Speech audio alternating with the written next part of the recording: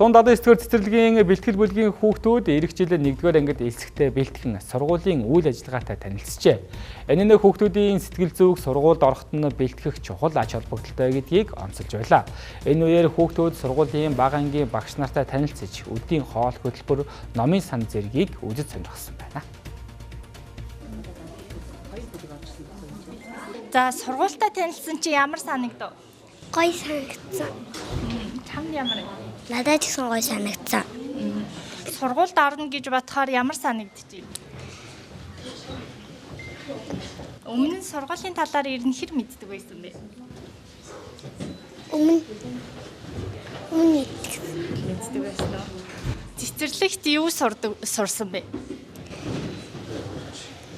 бүжиг. Тэгээд шүлэг. Сургуульд орохоор юу сурд юм бэ?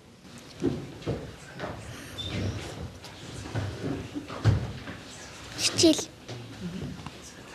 Сургуульд орохоор ер нь юу сурах вэ? Зөв сууж. Өөр юу сурах вэ? Ном уншиж. Хүүхдүүд сургуульд орсон эхний өдрүүдэд шинэ орчинд тасаж чадахгүй, үүнийгээ сургуульд явахгүй гэж уйлах зэрэгээр илэрхийлдэг.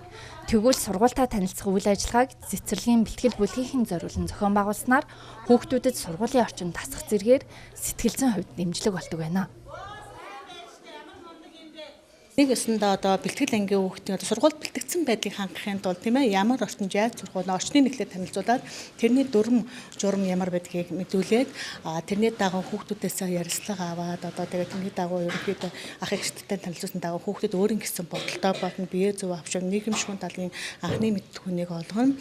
Дээрээс нь одоо хүүхдийн сурч хөгжих одоо нөгөө итгэхийг бол өрнүүлж өгдөгөөр бол талархштай зүйл болдгоо.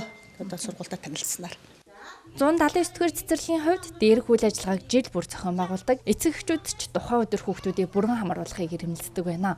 Энэ өдөр тус цэцэрлэгийн 2 бэлтгэл бүлгийн 60 орчим хүүхэд сургуультай танилцсан юм а.